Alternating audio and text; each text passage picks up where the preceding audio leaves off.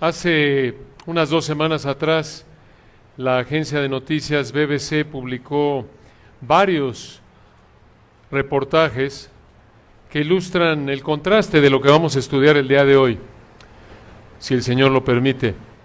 El jueves, hace una semana atrás, el campeón olímpico del país de Kazajstán, Deniz Ten, fue apuñalado y murió a la edad de 25 años. Deniz ganó una medalla de bronce en los Juegos Olímpicos de Sochi en el 2014.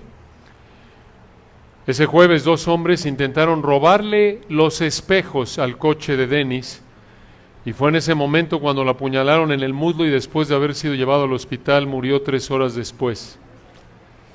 Un día después, el viernes, de nuevo de hace más de una semana, la BBC también reportó que 14 personas fueron heridas, algunas de ellas seriamente, en un ataque con un cuchillo en un autobús en la ciudad alemana de Lübeck.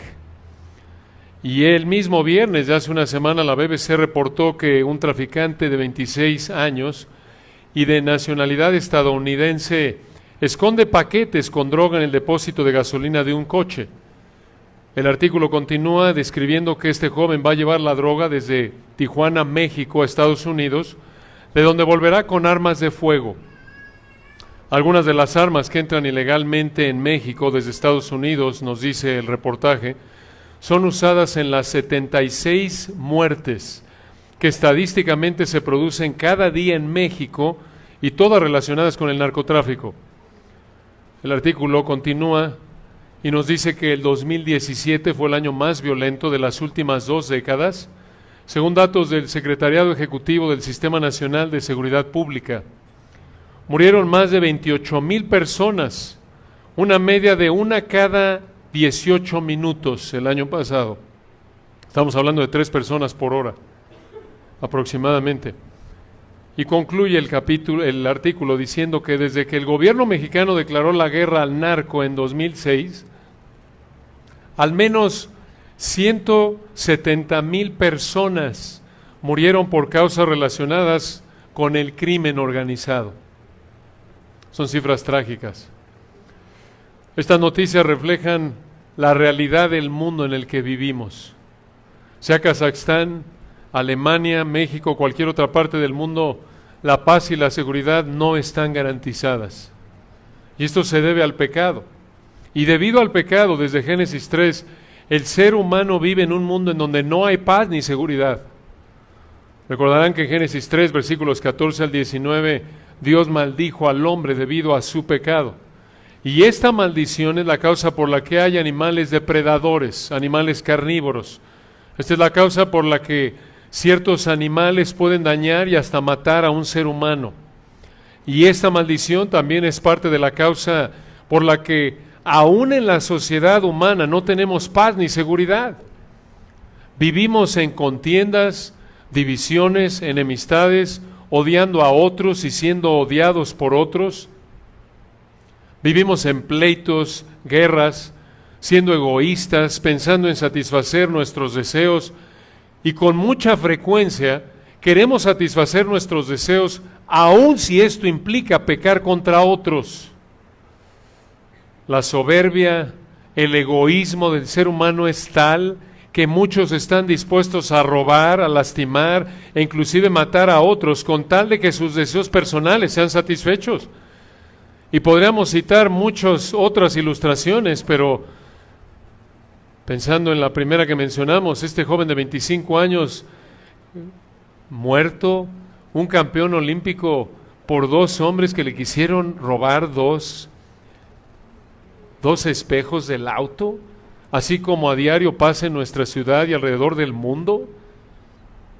Hacemos lo que podemos por protegernos del crimen, pero seguimos viviendo en un mundo, no solo en un país, en un mundo, como lo acabamos de ver en estas ilustraciones. Aunque vivieras en un país de primer mundo, vivimos en un mundo en el que la paz y la seguridad son muy frágiles e imperfectas. Pero todo esto cambiará en el reino milenario. Cuando el Señor regrese, como lo indica Apocalipsis 19, el Señor Jesucristo establecerá su reino en la tierra y ese reino durará 1000 años, de acuerdo con Apocalipsis 21 al 6. Cuando el príncipe de paz esté gobernando aquí, la paz y la seguridad serán algo que nunca antes se ha visto desde Génesis capítulo 3. ¿Cómo será ese reino? Isaías capítulos 11 y 12 nos dan una idea. Vamos a leer el texto para continuar con nuestro estudio de este hermoso capítulo. Isaías capítulos 11 y 12, continuamos con nuestro estudio de este gran libro inspirado por el Espíritu de Dios, como el resto de la palabra de Dios. Llegamos al capítulo 11, versículo 6 en esta mañana. Esta es la tercera y última parte de nuestro estudio de estos dos capítulos. Vamos a leer Isaías 11 y 12 para comenzar nuestro estudio de hoy. Isaías capítulo 11, versículo 1. Saldrá una vara del tronco de Isaí, y un vástago retoñará de sus raíces, y reposará sobre él a los pobres, y arguirá con equidad por los mansos de la tierra, y herirá la tierra con la vara de su boca, y con el espíritu de sus labios matará al impío, y será la justicia cinto de sus lomos, y la fidelidad ceñidor de su cintura. Isaías 11:6. Morará el lobo con el cordero, y el leopardo con el cabrito se acostará. El becerro y el león y la bestia doméstica andarán juntos, y un niño los pastoreará. La vaca y la osa pasarán, sus crías se echarán juntas, y el león como el buey comerá paja, y el niño de pecho jugará sobre la cueva del áspid, y el recién destetado extenderá su mano sobre la caverna de la víbora. No harán mal ni dañarán en todo mi santo monte, porque la tierra será llena del conocimiento de Jehová, como las aguas cubren el mar. Isaías 11:10. Acontecerá en aquel tiempo que la raíz de Isaí, la cual estará puesta por pendón a los pueblos, será buscada por las gentes, y su habitación será gloriosa. Asimismo acontecerá en aquel tiempo que Jehová alzará otra vez su mano para recobrar el remanente de su pueblo que aún queda en Asiria, Egipto, Patros, Etiopía, Elam, Sinar y Amat, y en las costas del mar. Y levantará pendón a las naciones, y juntará a los desterrados de Israel, y reunirá a los esparcidos de Judá de los cuatro confines de la tierra. Y se disipará la envidia de Efraín, y los enemigos de Judá serán destruidos. Efraín no tendrá envidia de Judá, ni Judá afligirá a Efraín, sino que volarán sobre los hombros de los filisteos al occidente. Saquearán también a los de oriente. Edom y Moab les servirán, y los hijos de Amón los obedecerán. Y secará Jehová la lengua del mar de Egipto, y levantará su mano con el poder de su espíritu sobre el río, y lo herirá en sus 7 brazos, y hará que pasen por él con sandalias. Y habrá camino para el remanente de su pueblo, el que quedó de Asiria, de la manera que lo hubo para Israel el día que subió de la tierra de Egipto. Isaías 12:1. En aquel día dirás: cantaré a ti, oh Jehová, pues aunque te enojaste contra mí, tu indignación se apartó y me has consolado. He aquí Dios es salvación mía. Me aseguraré y no temeré, porque mi fortaleza y mi canción es Jehová, quien ha sido salvación para mí. Sacaréis con gozo aguas de las fuentes de la salvación, y diréis en aquel día: cantad a Jehová, aclamad su nombre, haced célebres en los pueblos sus obras, recordad que su nombre es engrandecido, cantad salmos a Jehová, porque ha hecho cosas magníficas. Se ha sabido esto por toda la tierra. Regocíjate y canta, oh moradora de Sión, porque grande es en medio de ti el Santo de Israel. Hermoso texto. Aquí en Isaías capítulos 11 y 12, recordarán que estamos estudiando 4 realidades del reino milenario que te motivan a anhelarlo. 4 realidades del reino milenario que te motivan a anhelarlo. En primer lugar, la autoridad del reino. En segundo lugar, la vida del reino. En tercer lugar, la población del reino. Y en cuarto lugar, finalmente, la alabanza del reino. Recordarán que la semana pasada vimos la primera, ahí en el capítulo 11, versículos 1 al 5, la autoridad del reino, quien es nuestro amado Señor. Como se hace referencia, recuerdan, en el 11:1, con dos títulos mesiánicos, saldrá una vara del tronco de Isaí y un vástago. Él es la autoridad del reino. Ahora pasemos a la segunda. Ahí en Isaías 11, 6 al 9, veamos la vida del reino. La vida del reino. Cuando el Señor establezca su reino milenario aquí en la tierra, Él va a quitar en parte la maldición de Génesis 3, 14 al 19. Sabemos que el Señor no quitará totalmente la maldición de Génesis capítulo 3 al inicio del reino, sino hasta el final del reino. Lo sabemos porque en Apocalipsis 20, 14 vemos que la muerte será destruida al final del reino milenario. Y de acuerdo con Apocalipsis 21, 4, en los cielos nuevos y la tierra nueva no habrá muerte, ni llanto, ni dolor. Sabemos que en el reino milenario el Señor quitará parte de la maldición por tres indicadores que encontramos aquí en Isaías 11, 6 al 8. Primer indicador, vemos aquí alteración en la naturaleza de los animales depredadores. Segundo indicador, vemos una alteración en la naturaleza de los animales carnívoros. Y el tercer indicador, lo vemos en una alteración de los animales peligrosos. Observen el primer indicador aquí en Isaías 11:6. Vean aquí la alteración en la naturaleza de los animales depredadores. Isaías 11:6. Morará, en el hebreo vivirá, el lobo con el cordero, y el leopardo con el cabrito se acostará, el becerro y el león, y la bestia doméstica. Esa frase bestia doméstica o la bestia doméstica en hebreo significa el ganado engordado. Observen lo que dice ahí en el 6 al final: el becerro y el león y la bestia doméstica andarán juntos, y un niño los pastoreará, o en el hebreo los guiará. ¿Qué vemos aquí? Los animales que bajo Génesis 3 son depredadores como en la actualidad, podrán estar con los que habrían sido sus presas sin comérselos. En la actualidad esto es imposible. Por supuesto, versículo 6, si colocas un lobo con un cordero, se come al cordero. Lo mismo un leopardo con el cabrito, un león se come a la bestia doméstica y al becerro, y mucho menos piensas que un niño va a guiarlos. Entendemos que un niño, algún hijo tuyo quizás saque con su correa a pasear a su perrito, pero que guíe a un lobo, un leopardo, un león, obviamente es impensable en la actualidad porque vivimos bajo la maldición de Génesis 3, pero en el milenio esto va a pasar. Y esto muestra una transformación que Dios llevará a cabo en este tipo de animales, los animales depredadores. Esto nos lleva, observen, al versículo 7. Aquí vemos el segundo indicador de que la maldición será atenuada. Observen aquí en Isaías 11:7 una alteración en la naturaleza de los animales carnívoros. Versículo 7.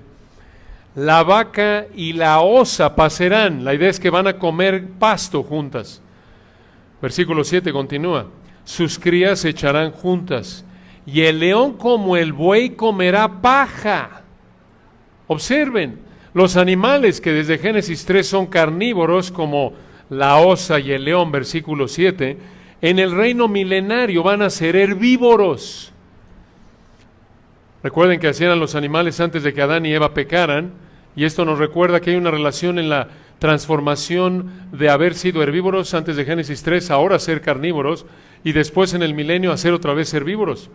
Recuerden que así eran los animales antes de que Adán y Eva pecaran. No existían animales carnívoros en el huerto del Edén antes del pecado. Recuerdan ahí en Génesis 1, si me quieren acompañar o escuchar Génesis 1, 29 y 30. Aquí en Génesis 1, 29 y 30 estamos al final del sexto día de la creación. Recuerden que aquí el pecado no ha entrado a la humanidad. Y aquí en Génesis 1, versículo 29 y 30, Dios le dijo a Adán y Eva esto, escuchen. Génesis 1:29. Y dijo Dios: he aquí que os he dado toda planta que da semilla, que está sobre toda la tierra, y todo árbol en que hay fruto y que da semilla os serán para comer. Eran vegetarianos Adán y Eva antes de la caída, no eran omnívoros como lo somos en la actualidad. ¿Quieres ser tú vegano o vegetariano?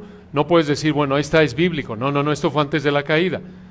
Después en Génesis 9, Dios le dijo a Noé, puedes comer de todos los animales. Si quieres ser vegano o vegetariano es una decisión personal, pero no es un mandato bíblico. Pero el punto aquí en Génesis 1:29, observen que Adán y Eva eran vegetarianos, no comían carne, escuchen, por el hecho de que no había muerte, no morían animales, no se los comían. Muy importante entender el contexto. Recuerden, el pecado no ha entrado, no hay muerte.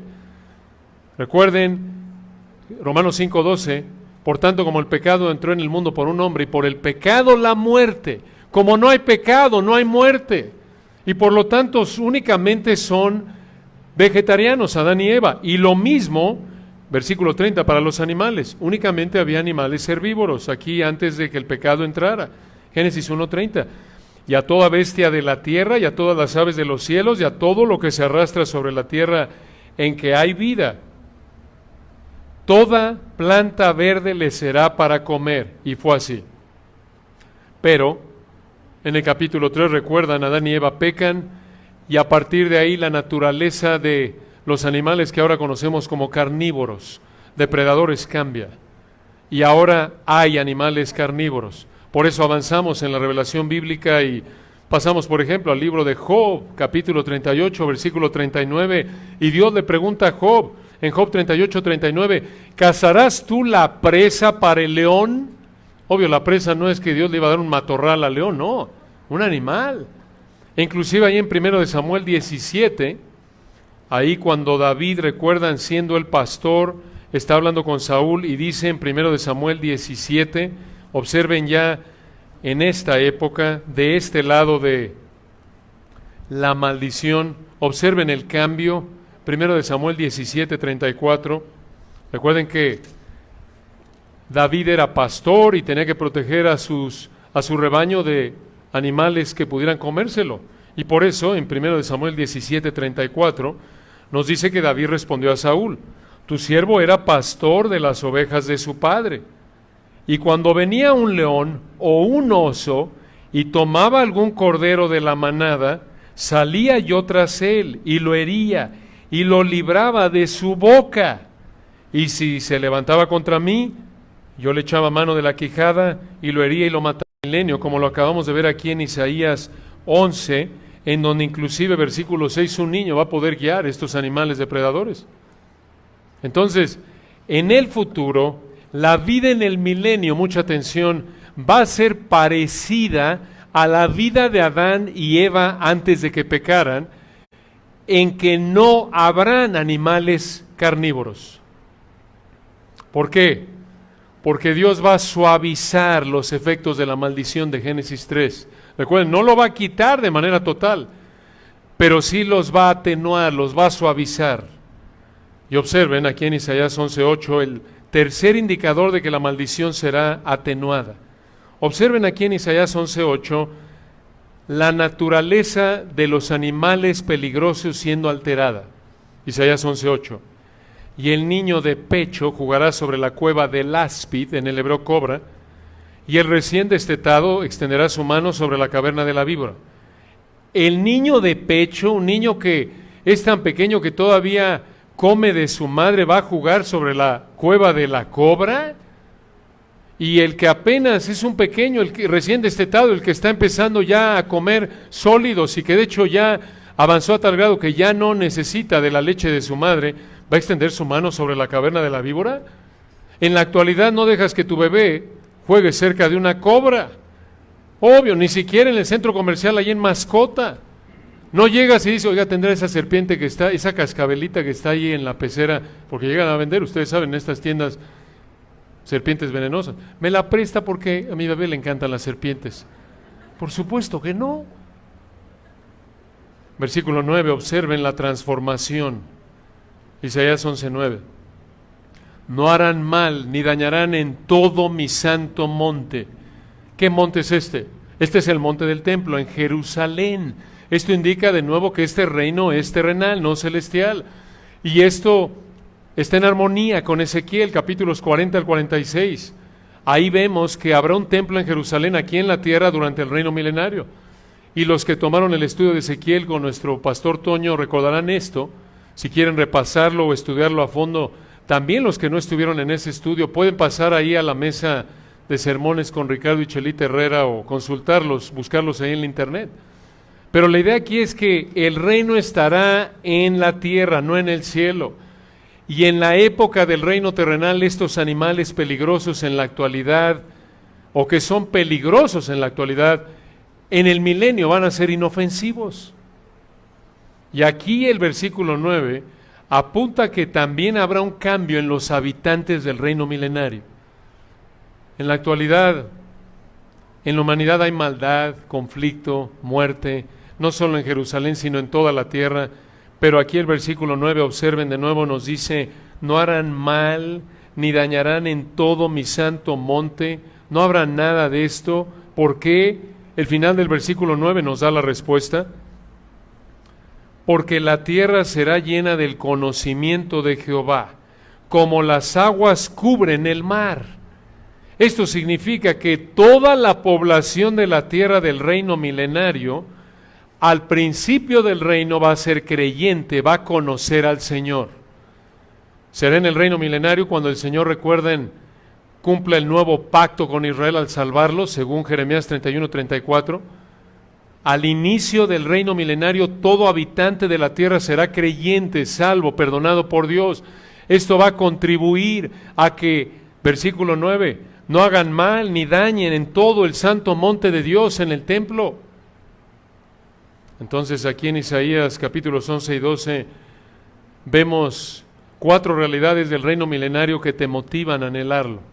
Ya vimos la autoridad del reino, la vida del reino, y observen en tercer lugar la población. Veamos más de cómo va a ser la gente en el reino, en el futuro. ¿Cómo vamos a vivir? Ahí recuerden, van a vivir todos los creyentes de todas las edades, como lo estudiamos en Apocalipsis 20. Obsérvenlo ahí en Isaías 11:10. Acontecerá en aquel tiempo, o en el hebreo día, acontecerá en aquel día. Esta frase aquí se refiere al día del Señor en el futuro, como lo vimos en Isaías 2, 11 y 12. Aquí en particular, en el capítulo 11, se refiere al reino milenario. Y ya dijimos al principio del capítulo 11, que los versículos, aquí en el capítulo 11, versículos 10 y 11 y 12, 1 y 4, usan la misma frase. Y esto muestra que este pasaje de nuevo habla del reino milenario. Entonces nos dice aquí, observen de nuevo, Isaías 11:10, acontecerá en aquel tiempo que la raíz de Isaí. Observen que en el versículo 1 vemos a la vara del tronco de Isaí, un vástago que sale de las raíces de Isaí. Pero aquí es la raíz de Isaí. ¿Quién es? Este es otro título mesiánico. El Señor Jesucristo.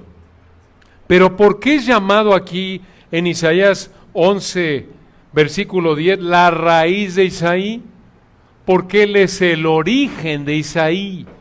En otras palabras, el Señor Jesucristo es el que da vida a Isaí. Y esto, hermanos, escuchen, muestra que Él es Dios, porque solo Dios da la vida y la quita. Aquí vemos una referencia a la deidad del Señor Jesucristo, pero en el versículo 1, Él es la vara del tronco de Isaí. Esto muestra que es hombre, que desciende de Isaí, y volvemos a ver esta verdad gloriosa que se reitera una y otra vez en las Escrituras. Él es el Dios hombre, dos naturalezas en una misma persona.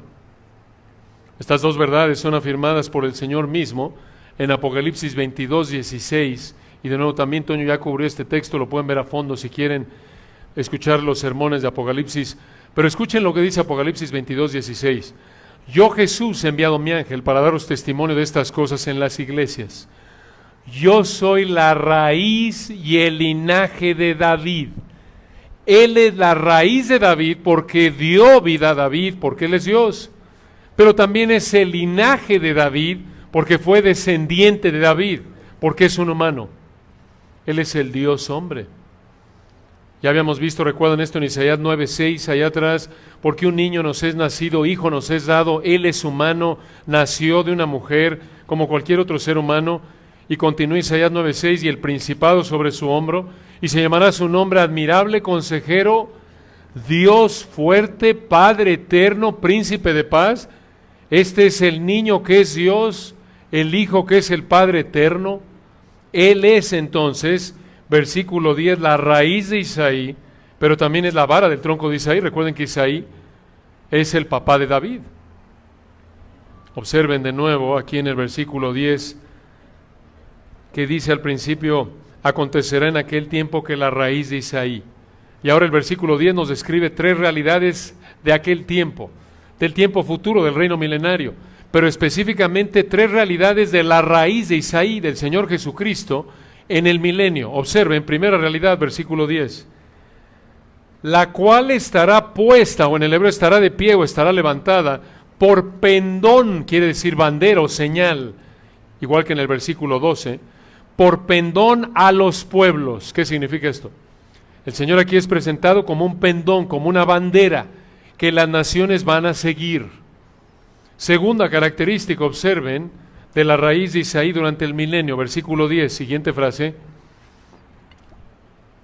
Será buscada por las gentes, o en el hebreo los pueblos o las naciones. Esto significa, escuchen, que los gentiles buscarán al Mesías.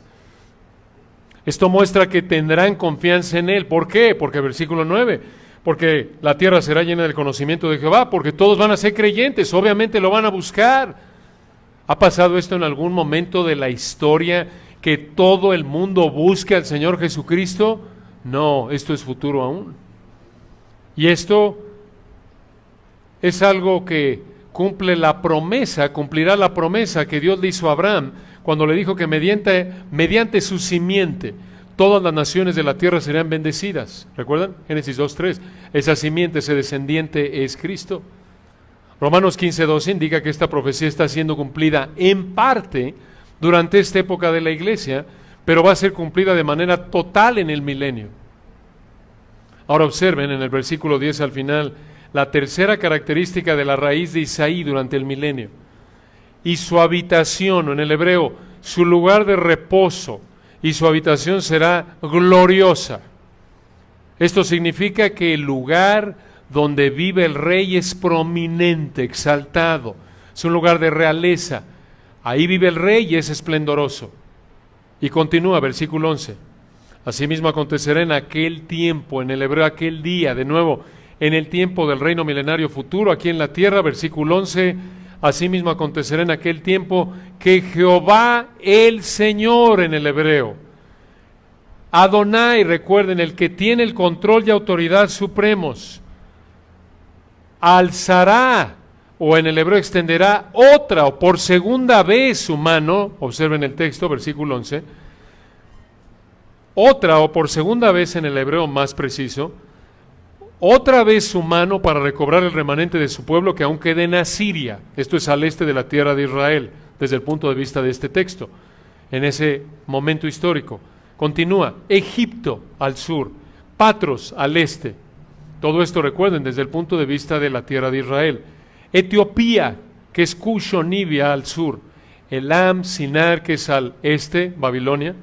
Y Hamat al norte, y en las costas del mar. ¿Por qué nos da estos lugares Isaías? Porque estos lugares representan a naciones, realmente estas naciones representan a lugares de todo el mundo en donde los judíos viven, como lo dice un autor. Ahora, observarán que el texto dice, observen de nuevo en el 11, asimismo acontecerá en aquel tiempo que Jehová alzará por segunda vez, dice en el hebreo. ¿Por qué dice eso? Porque desde el punto de vista de Isaías, en ese momento histórico, el primer regreso de Israel a su tierra fue en Éxodo 14, cuando Dios los trajo de regreso ¿desde dónde? Desde Egipto. Pero aquí en Isaías 11:11 vemos que Dios los traerá de regreso a su tierra desde todo el mundo. Esto no ha pasado, hermanos. Sí, vemos una probada del cumplimiento de Dios en la actualidad. Algunos israelitas están en su tierra, pero aquí en el contexto podemos ver que el Mesías no reina ahí. Todo el mundo no está buscando al Señor Jesucristo aquí en la tierra. No todas las naciones son creyentes. Vean lo que viene antes y después. Esto es el contexto. Aquí en Isaías 11:11, Dios los traerá de regreso a su tierra desde todo el mundo. Y además de esto, observen lo que Dios hará, versículo 12. Y levantará pendón, otra vez señal o bandera como en el versículo 10, a las naciones, y juntará los desterrados de Israel, y escuchen esto, y reunirá los esparcidos de Judá de los cuatro confines, o en el hebreo los rincones de la tierra. Esto no es el cielo. Dios va a traer de regreso a la tierra de Israel a todo el remanente escogido de Israel, desde todo lugar en el que estén en el mundo. De nuevo, hermanos, vean el énfasis del texto en los versículos 11 y 12.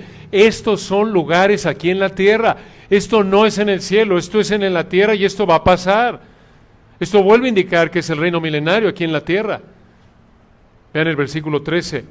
Otro indicador, vean la transformación de aquellos que vivirán en el reino al principio. Isaías 11:13. Y se disipará, en el hebreo se irá, y se disipará la envidia de Efraín, y los enemigos de Judá serán destruidos. Efraín no tendrá envidia de Judá, ni Judá afligirá a Efraín. ¿Qué significa esto?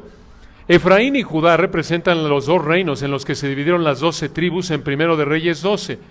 Recuerden, esto pasó en el 931 a.C., pero en el futuro, nos dice Isaías 11:13, que las 12 tribus, nos dice aquí, las 12 tribus se van a volver a unir y van a tener paz. En otras palabras, de acuerdo con Isaías 11:13, va a haber paz interna en el remanente de creyentes israelitas en el reino milenario. ¿Por qué? Versículo 9, porque la tierra será llena del conocimiento de Jehová, porque todos van a ser creyentes viviendo bajo el gobierno del príncipe de paz. Ahora observen el versículo 14, continúa hablando de la posición que Israel como nación tendrá en el milenio. Isaías 11:14, sino que volarán sobre los hombros de los filisteos al occidente, saquearán también a los de oriente, Edom y Moab les servirán y los hijos de Amón los obedecerán. Sigue hablando de los israelitas del versículo 13. Aquí Isaías 11:14 indica que Israel quedará libre de cualquier tipo de opresión de naciones extranjeras. No es una realidad en la actualidad. Jerusalén será hollada hasta que los tiempos de los gentiles se cumplan. Lucas, recuerdan, estamos en los tiempos de los gentiles. La nación de Israel está bajo algún tipo de opresión en la actualidad, lo ha estado desde la cautividad babilónica y lo estará hasta que el Señor regrese.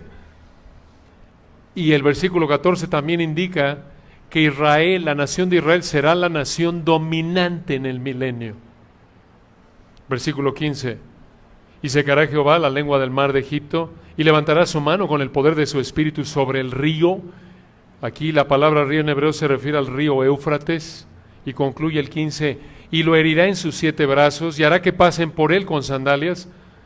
La idea aquí es que así como Dios secó el mar rojo, recuerdan, para liberar a los israelitas de Egipto, así secará Dios el río Éufrates en el futuro para liberar de manera definitiva a los israelitas. Y el versículo 16 remarca la idea, observen, Isaías 11:16. Y habrá camino para el remanente de su pueblo, el que quedó de Asiria, de la manera que lo hubo para Israel el día que subió de la tierra de Egipto.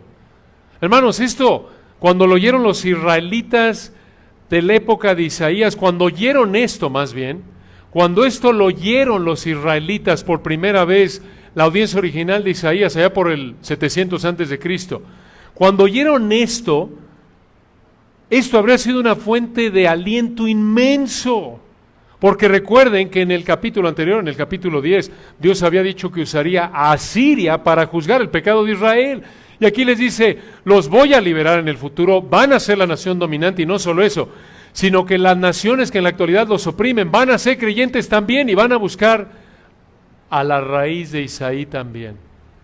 Esto habría sido un ánimo tremendo. Esto también nos anima a nosotros, porque recuerden, como lo estudiamos en la primera parte del estudio de estos 2 capítulos. Vamos a estar ahí, Apocalipsis 3:21. Todo creyente de toda la historia va a estar ahí en el milenio, reinando junto con el Señor Jesucristo, con la raíz de Isaí. Él va a estar reinando de manera perfecta en un mundo seguro, en paz, un reino de nuevo que inicialmente tendrá únicamente creyentes. Esto debe animarte, especialmente cuando te desanimas, estás sufriendo, te entristeces por vivir en un mundo con tanta maldad y sufrimiento, injusticia, corrupción, problemas. No esperes a ver si este presidente o el que viene resuelve los problemas. Ningún presidente lo va a resolver hasta que venga el Rey de Reyes. Lo va a resolver de manera perfecta. Entonces en Isaías capítulos 11 y 12, y por cierto, entre paréntesis, hermanos, comentario al margen, por eso es francamente, desde el punto de vista de nuestra convicción a la luz de estas verdades, es ridículo estar invirtiendo tiempo en política como cristianos. Obvio, si Dios como hay varios de ustedes que sirven en algún cargo público, bueno, cumples con tu responsabilidad como Daniel para su gloria, siendo un testimonio, pero estar esforzándonos ahí por tener un presidente con supuestos valores cristianos y demás, es una pérdida de tiempo. Lo que tenemos que estar haciendo es evangelizar, porque solo los creyentes van a estar en el reino.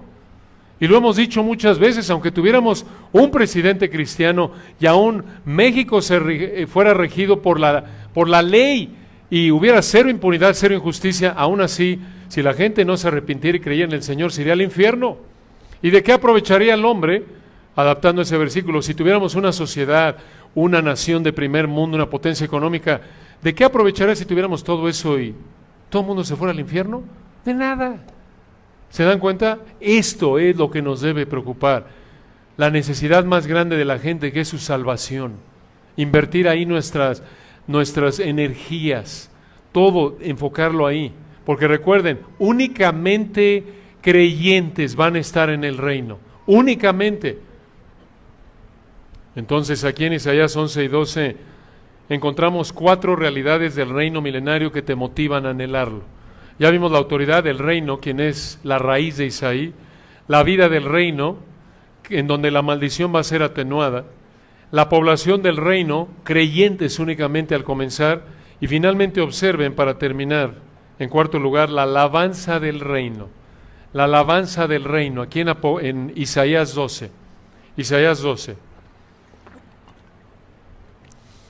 Ya se habrán dado cuenta de que este capítulo es corto, 6 versículos únicamente. Aquí en el capítulo 12 encontramos 2 himnos que cantarán los israelitas en el milenio. El primero está en los versículos 1 al 3 y el segundo en los versículos 4 al 6. Observen el primero, Isaías 12:1. En aquel día, ¿cuándo? Al mismo tiempo de Isaías 10:11, en el tiempo del reino milenario aquí en la tierra.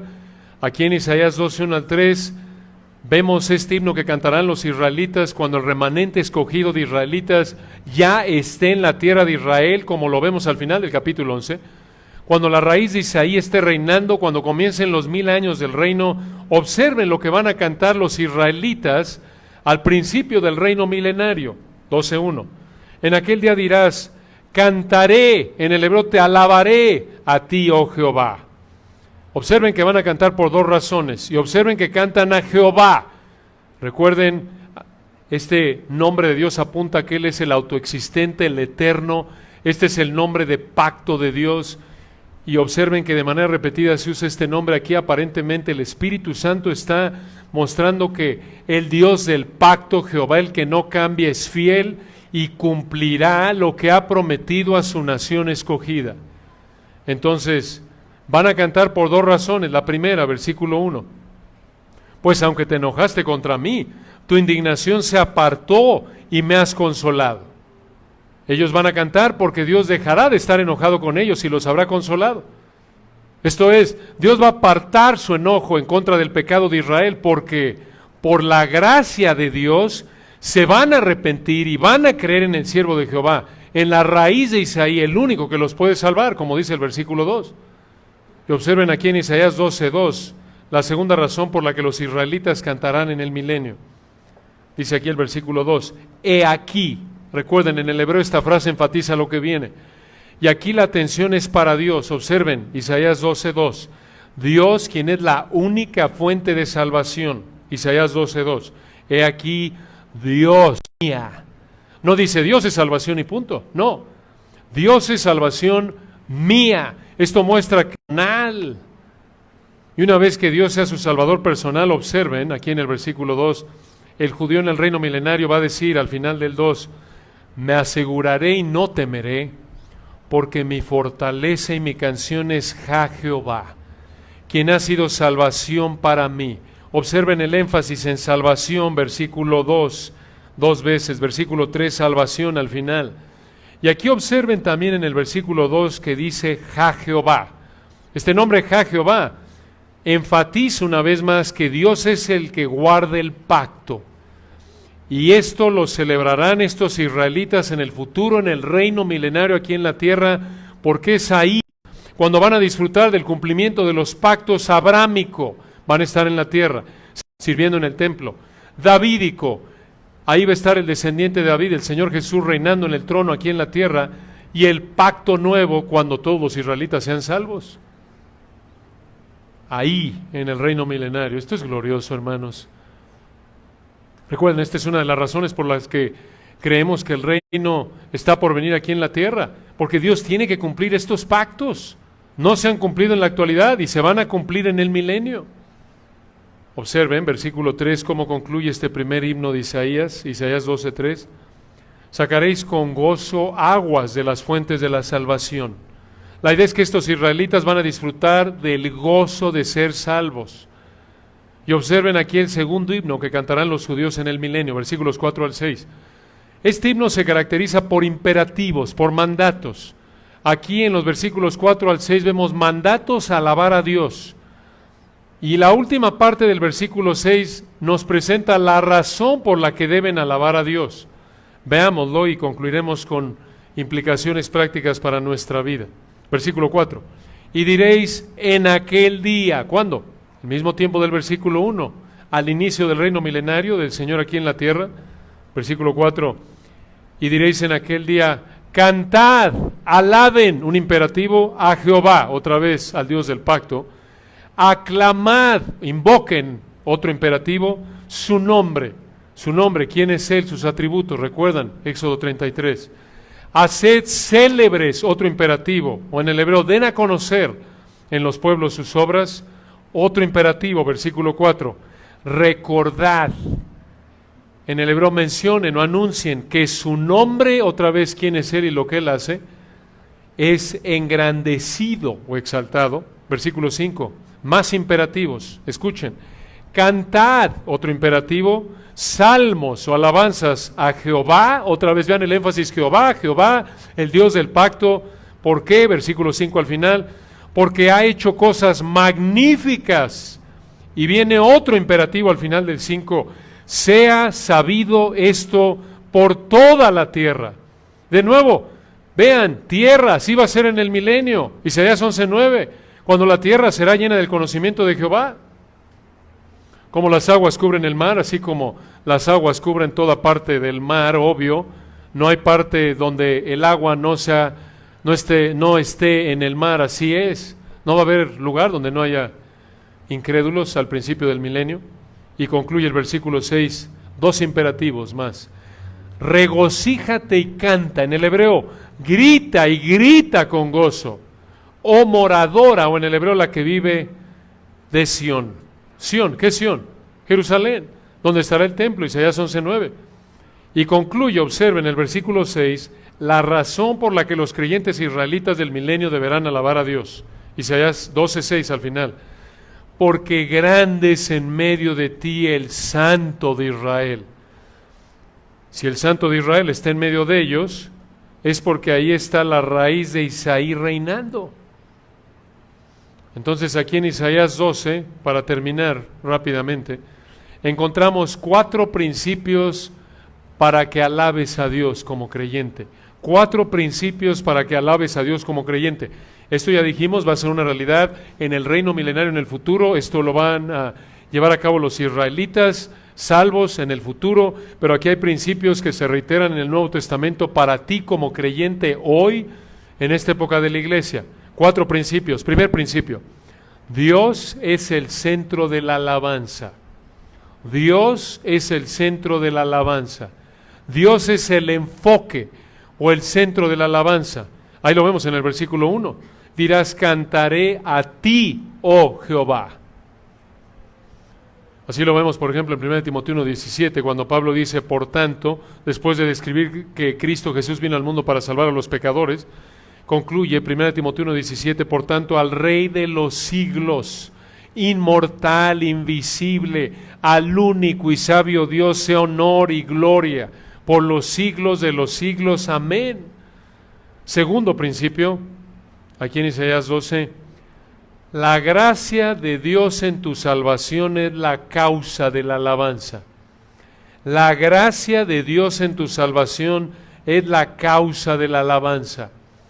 La gracia de Dios en tu salvación es la causa de la alabanza. Hermanos, alabamos a Dios por muchas bendiciones, ¿no es cierto? Él nos da vida y aliento y todas las cosas, bendiciones temporales. Pero la más grande es la gracia que Él ha mostrado en nuestra salvación. Al salvarnos, no tenemos una bendición más grande que esa en su alma.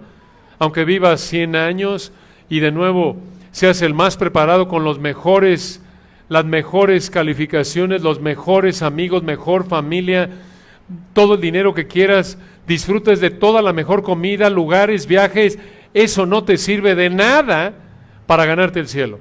Tarde o temprano, como norma, vas a morir. Y si no estás listo para lo que viene después de la muerte, no te sirvió de nada todo eso. Por eso la necesidad más grande que tenemos es ser salvos, que Dios nos salve de la paga, de la presencia, del poder del pecado, y eso solo lo hace a través del Señor Jesucristo por su gracia, no por nuestras obras. Es lo que más necesitamos, y esa es la causa número 1 por la que alabamos a Dios, como lo harán estos israelitas en el futuro. Ahí lo vemos, vean en Isaías 12, 1 y 2. Dice Isaías 12, 1, en aquel día dirás: cantaré a ti, oh Jehová, pues aunque te enojaste contra mí, tu indignación se apartó y me has consolado. Versículo 2, he aquí, Dios es salvación mía. No Dios y yo, Dios y únicamente Dios. La salvación es la obra de Dios de principio a fin. Por eso solo Él merece ser alabado por la salvación. No, 1 Timoteo 1, 15 al 17. Pablo dice: palabra fiel y digna de ser recibida por todos, que Cristo Jesús vino al mundo para salvar a los pecadores, de los cuales yo soy el primero. Pero por esto fui recibido a misericordia, para que Jesucristo mostrase en mí el primero toda su clemencia, para ejemplo de los que habrían de creer en Él para vida eterna. Por tanto, al Rey de los siglos, y la misma Escritura, inmortal, invisible, al único y sabio Dios, sea honor y gloria por los siglos de los siglos. Amén. Tercer principio: el Espíritu Santo produce el gozo que lleva a la alabanza. El Espíritu Santo produce el gozo que lleva a la alabanza. Lo vemos ahí en el versículo 3. Sacaréis con gozo aguas de las fuentes de la salvación. Esto es lenguaje metafórico. Aguas de las fuentes de la salvación. Hay un pozo donde dice: aquí están las aguas de la salvación. No, esto es metafórico. Así como el Espíritu Santo le da gozo a todo aquel que salva. Misma imagen de aguas usa el Señor, recuerdan ahí en Juan 7, 37 al 39. Escuchen Juan 7, 38, el que cree en mí, como dice la Escritura, de su interior correrán ríos de agua viva. Esto lo dijo del Espíritu que habían de recibir los que creyesen en Él. Y eso es lo que sucede cuando somos obedientes a la palabra de Dios como cristianos. El Espíritu nos controla y hay gozo en nosotros y se manifiesta en alabanza. Como dice Efesios 5, 18 y 19, ¿recuerdan? No os embriaguéis con vino, en lo cual hay disolución, antes bien, sed llenos, sed controlados por el Espíritu. ¿Cómo se ve el control del Espíritu en tu vida? El siguiente versículo, Efesios 5, 19. Hablando entre vosotros con salmos, con himnos y cánticos espirituales, cantando y alabando al Señor en vuestros corazones. Cuando estás lleno del Espíritu, no estás quejándote, no estás quejándote de todo, no siendo agradecido, sino estás gozoso alabando al Señor. Es el fruto del Espíritu, recuerdan, gozo. Gálatas 5:22, parte de su fruto. Y finalmente, cuarto principio, lo que Dios es y ha hecho es el contenido de la alabanza. Lo que Dios es y ha hecho es el contenido de la alabanza. Ahí en Isaías 12:4, haced célebres en los pueblos sus obras, recordad que su nombre es engrandecido, lo que Él es y hace. Versículo 5, cantad salmos a Jehová porque ha hecho cosas magníficas. Así es, ¿cómo eres lleno, cómo eres controlado por el Espíritu? Colosenses 3:16, cuando la palabra de Cristo mora en abundancia en ti, cuando eres obediente a las Escrituras, la base y el centro de la alabanza es lo que Dios ha revelado de sí mismo en su palabra. Entonces, de acuerdo con este texto hermoso de Isaías 11:12, el reino milenario de nuestro Señor se caracterizará por paz, seguridad, justicia y gozo. Y aun cuando estemos en estos momentos sufriendo o con circunstancias cambiables, hermanos, si somos salvos, eso no cambia. Las circunstancias y los sentimientos pueden cambiar, pero la realidad de que eres salvo, si realmente lo eres, no cambia. Ninguna cosa te podrá separar del amor de Dios que es en Cristo Jesús, Señor nuestro. Romanos 8:39. Y esa es la razón primordial, como dice Isaías 12, por la que debemos alabar a Dios. Oremos. Padre, te damos la gloria por estas verdades hermosas que nos animan, nos consuelan.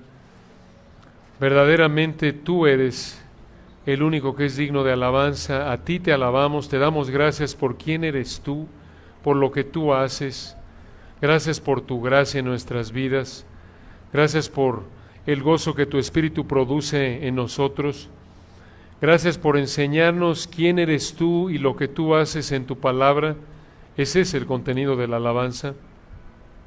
Te damos gracias, Padre, por esta mañana, por el privilegio en tu gracia que nos diste de congregarnos, de adorarte. Y oramos, Padre, porque si alguien en esta mañana no te conoce, que tu Espíritu abra su entendimiento y le haga ver que es un pecador que no merece nada más que el infierno, no te puede ofrecer nada más que su pecado, que lo hagas entender que tú le provees, le ofreces perdón de pecados, ofreces tratarlo como si nunca hubiera pecado, únicamente a través de la fe en la vida, muerte y resurrección de nuestro Señor. Oramos que entiendan que a menos de que se arrepiente y crea, no estará en el milenio, sino en el infierno eterno si muere en esta condición. Gracias, Padre, por esta mañana. Te alabamos a través de la raíz de Isaí, el glorioso Señor Jesucristo. Amén. Que Dios los bendiga. Nos vemos la semana que entra con Isaías 13, si Dios quiere.